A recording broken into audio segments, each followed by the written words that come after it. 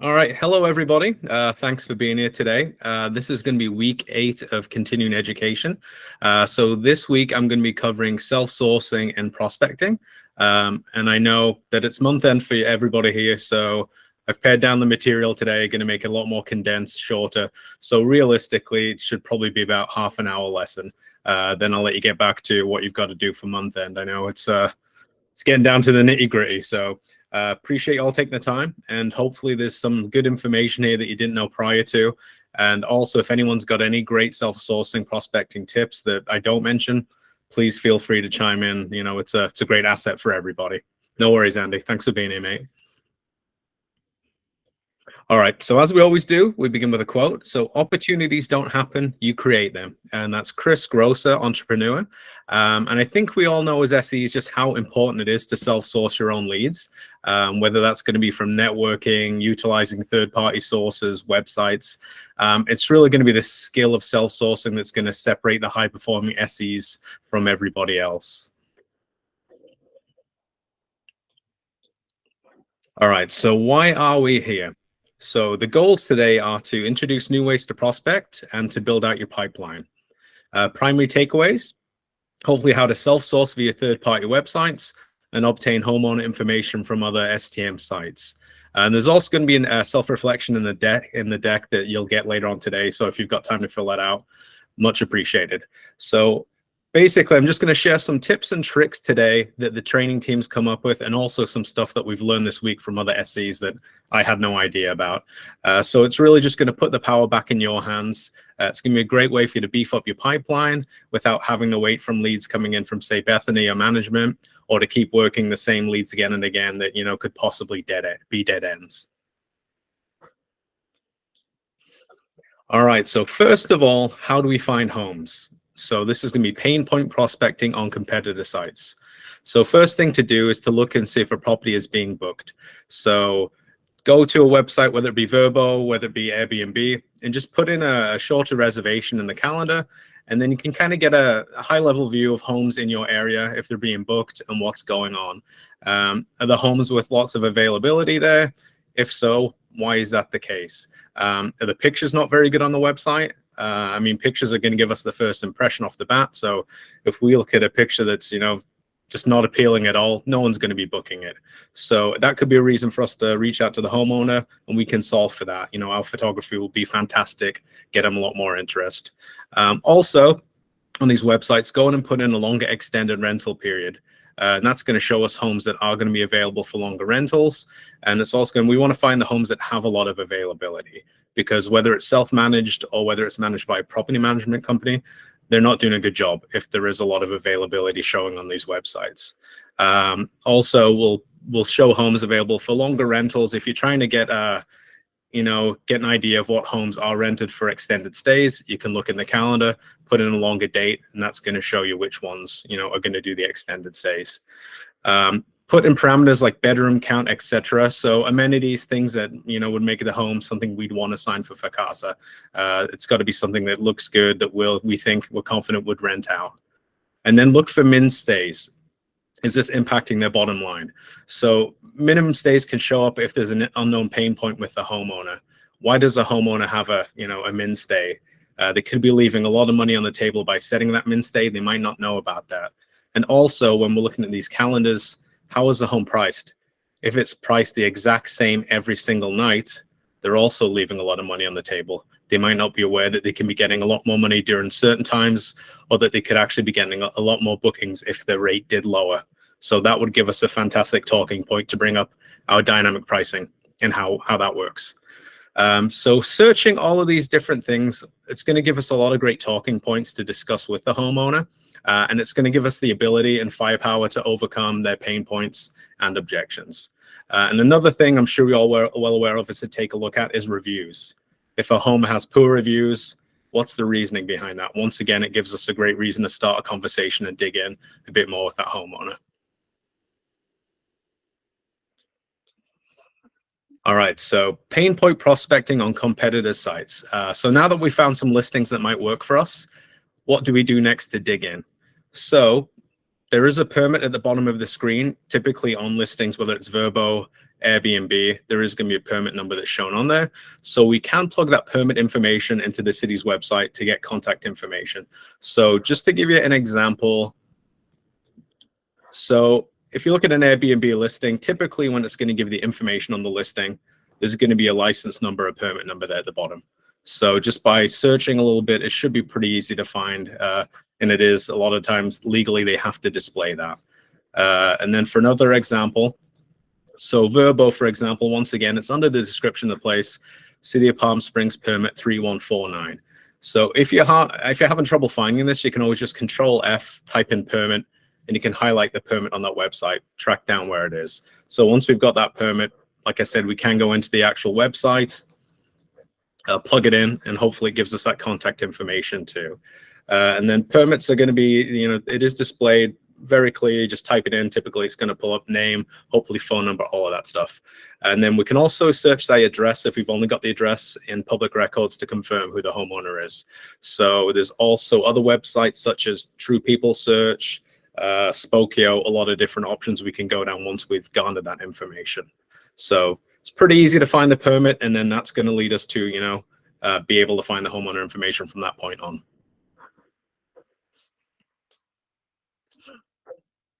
And then other ways to find out who owns a home is finding its location. So by looking at, say, a Vrbo listing Airbnb, there typically is a map at the bottom. Vrbo is a bit more accurate, where it is going to more or less show you the home, where Airbnb is going to give you kind of a rough idea. But if you put the directions in, once you pin it on the map, it'll give you a close enough idea. Typically, if it is an Airbnb listing, it's a little trickier. I usually just do Street View, and I kind of go up and down a couple streets to see if it matches what is showing on the listing on the Airbnb website itself.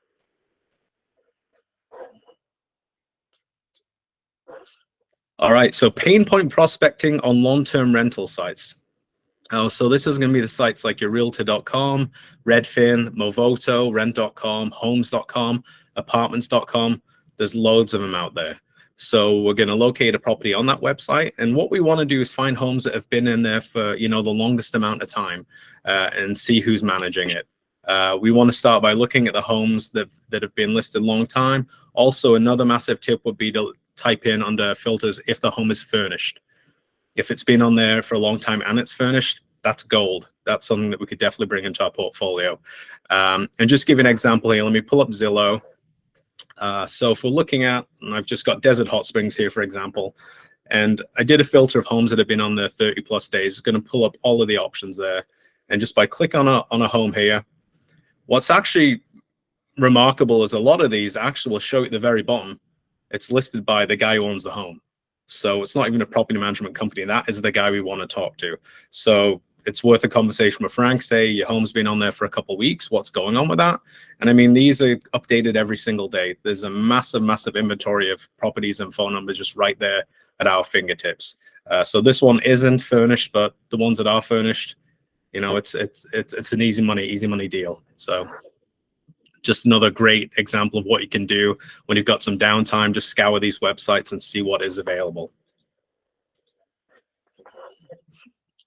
And then also, like it says here, we want to make sure that it's, it does have decent amenities. And we're not just going to make a call on any home. And then if there's a property management company, we can also get the address and put that in, county property assessors and find the information that way. So what you'll find is we'll find one facet of information we can utilize in different websites to find exactly what we need to know, which is we need the address, we need the homeowner, and if it can be short-term rental.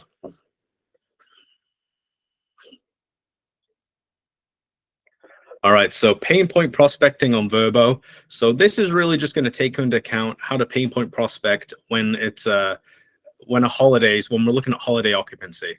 By looking at holiday occupancy, so say for example Memorial Day is coming up, we can type in say May 25th to 29th, and it's going to pull up all of those listings on Vrbo that are available.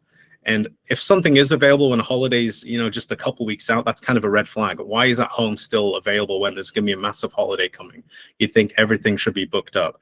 So if it doesn't have bookings, why doesn't it have bookings? Is it the nightly rate? Is it a min stay?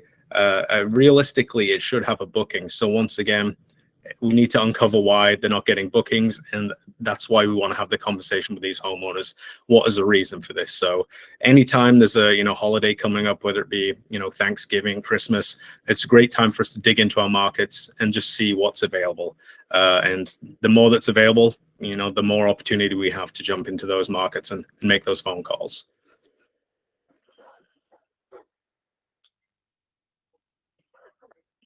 All right, so prospecting on other sites.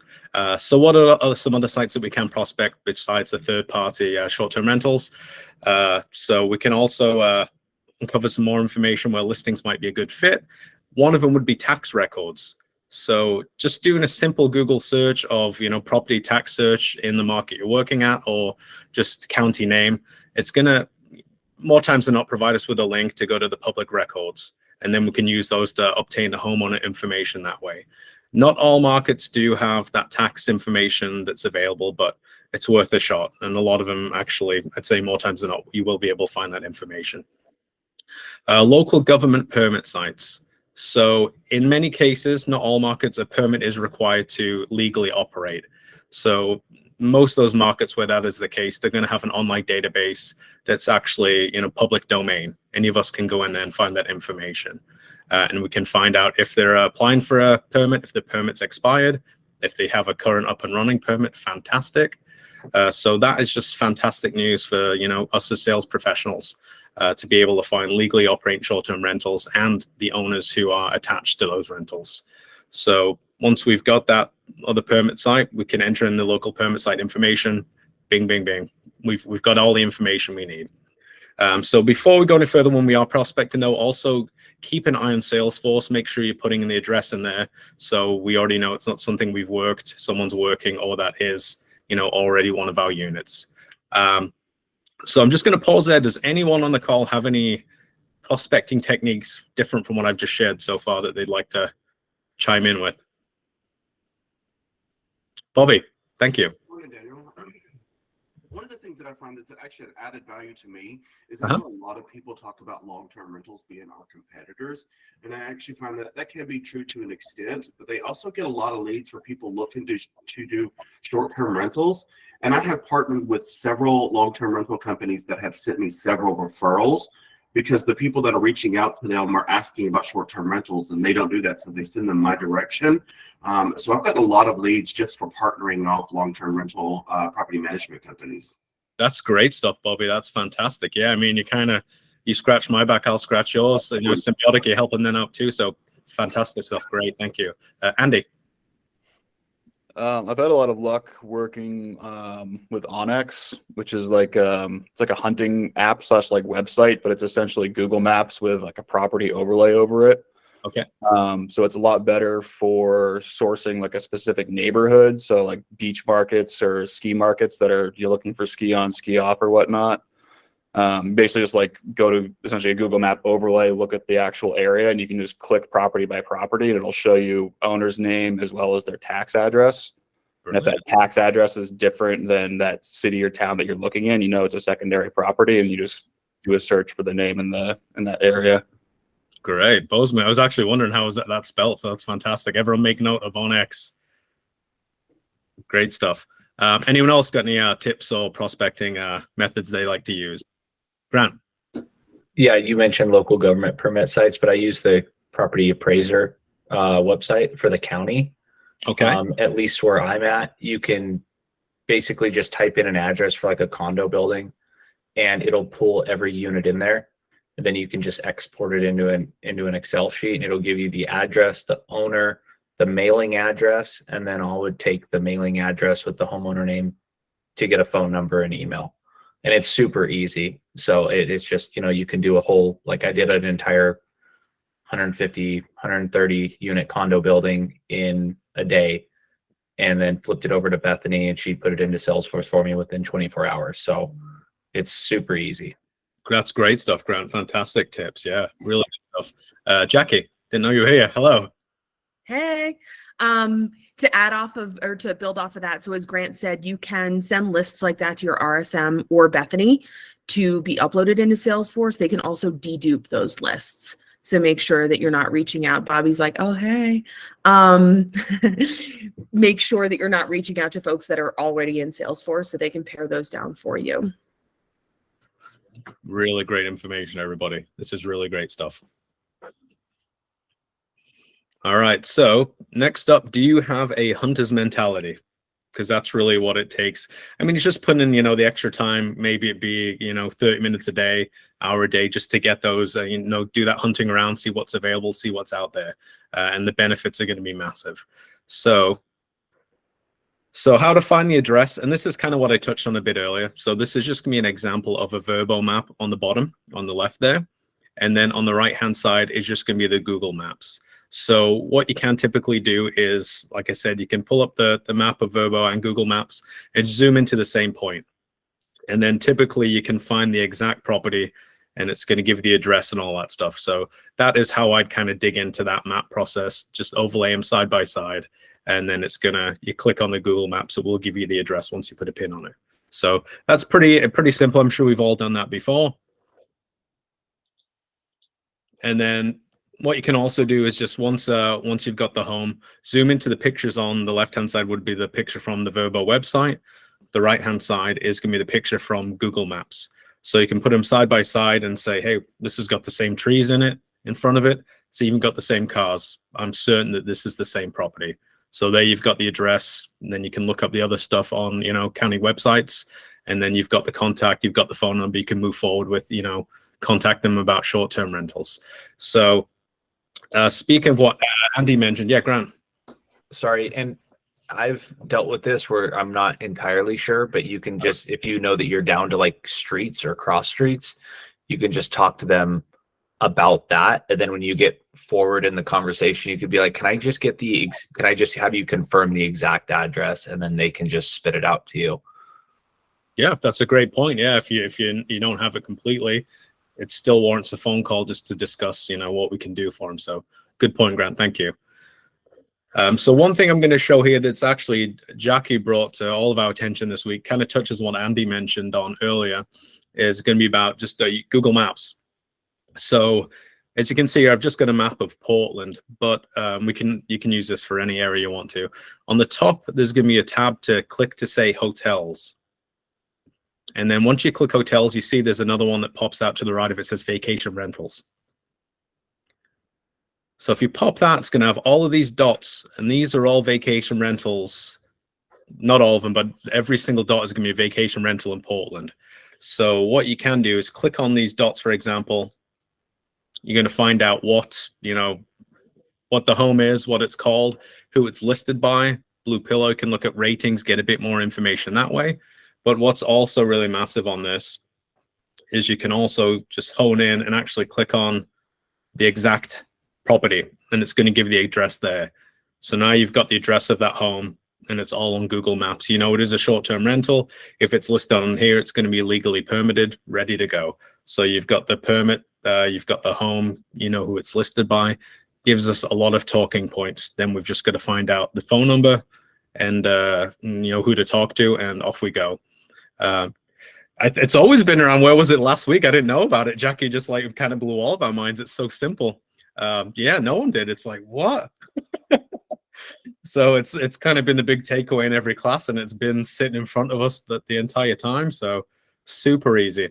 And I think some markets, I've heard maybe it doesn't pull it up. Yeah, Stoke level through the roof. But it just makes it super easy if we just spend some time each week clicking on these dots and going through what we go through. And yeah, you could spend a whole day here and get some gold out of it. So really good stuff. Great find there, Jackie. One more thing I want to add here.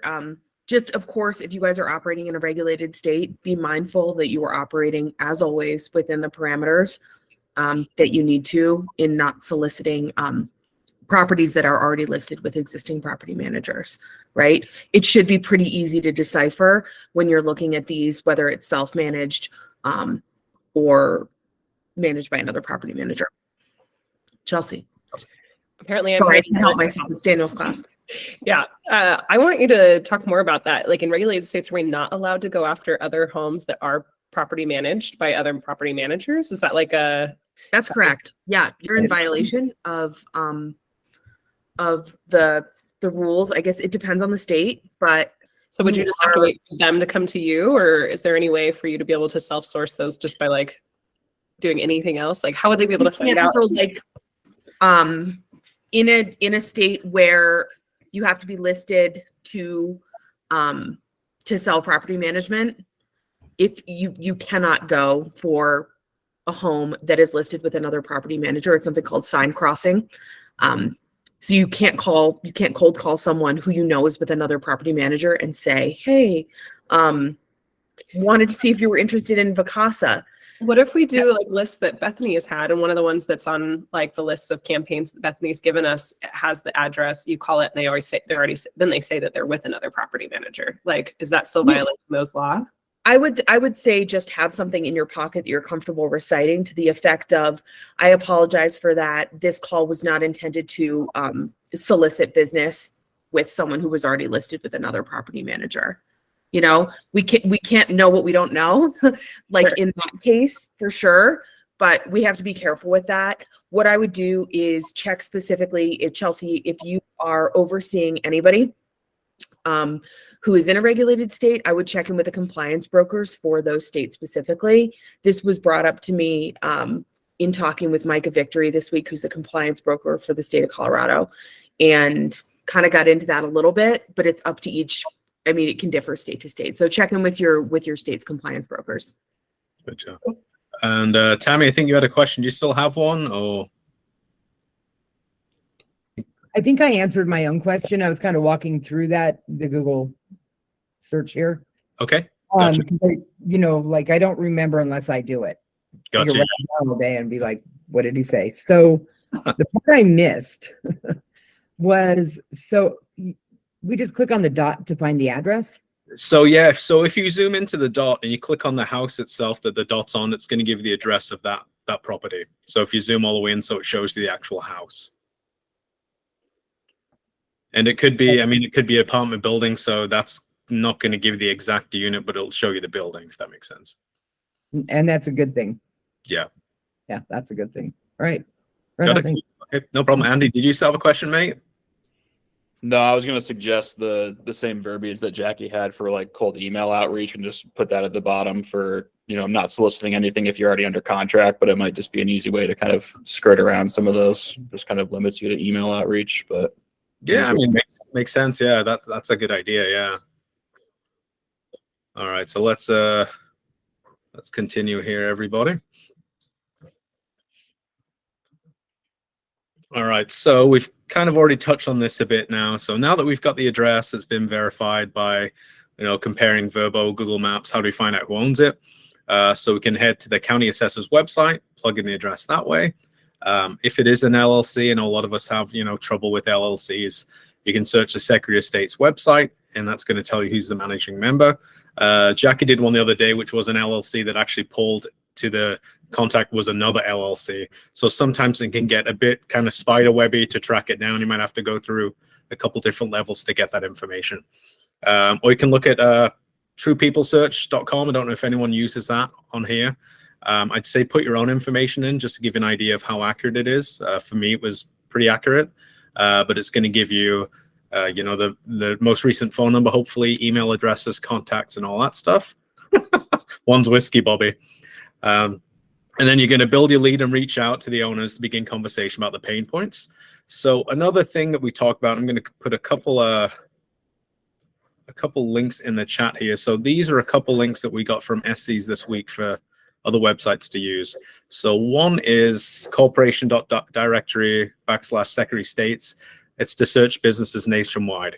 So that'll probably come in super handy too. So I definitely, grab that, bookmark it. And then another one that came up that I think came up in Jackie's class too, which I haven't heard of, is a website called HiChi. If that, let me see if I can find it here. Oops, I didn't link that there. So sorry, it's hichi.com. Perfect. Thanks, Grant. And HiChi is going to be, it's kind of a cool website. What it does show, it shows you, if you pull up a listing, what sites it's on. So right now, this one's only on Airbnb. It's not on the other two sites. So also gives us great ammunition to talk to a homeowner. Hey, you're not getting exposure. You're only on one site.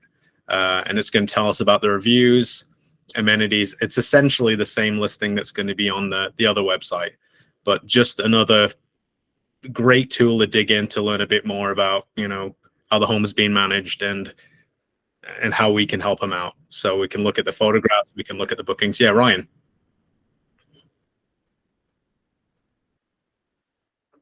Might be muted if you're talking there, Ryan. False alarm. I'm gonna take it. All right, so those are just a couple more websites that I didn't know about prior to this week. So good stuff to have in your back pocket. And then the next slide is just going to show you, for example, truepeoplesearch.com. You can do, like it says, reverse addresses, reverse phone numbers. A couple SEs have told me this week that if they are looking for LLC information, Being Verified is a great place. Oh, does it really? That's good to know. Great stuff. So there you go. I mean, just look it up on that.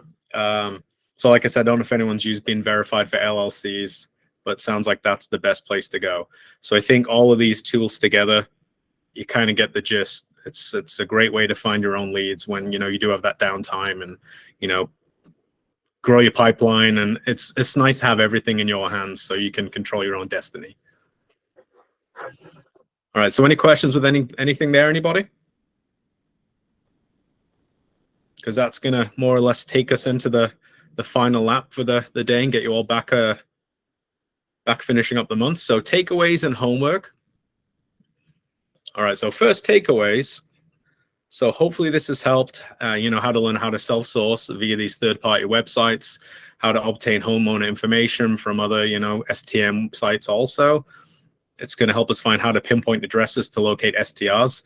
With the other options we've got here, we might not even have to do that pinpoint address thing with us just using these other websites we've got at our fingertips.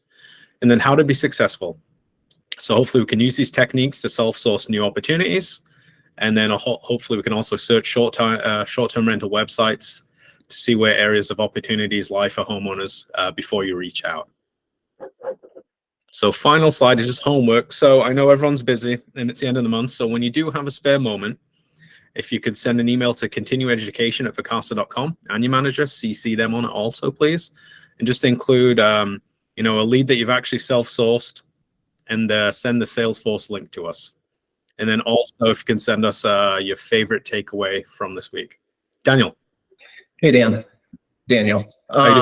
Question for the Salesforce stuff. When we're self-sourcing, at what point are we putting it in Salesforce as a prospect, or are we just loading everything? Are we making a first contact before we put it in? What does that look like? Yeah, I mean, well, I'd make the contact before you put the lead in just to see it's viable. Don't want to be putting all the information and then it doesn't pan out. So, when you've got I'd put the stuff in once you've had the conversation, enter the information then. Otherwise, you just kind of putting all the effort in without the work. Patrick. Yeah. I think a key thing is too, before you make that call, is you search Salesforce to make sure that somebody's not already working that or it's already in the system. Very good point, Patrick. Cheers. Thank you. Yeah. So I'd start there first once you've narrowed down a property, Daniel. Then if you can get a hold of him, make the phone call and take it from there.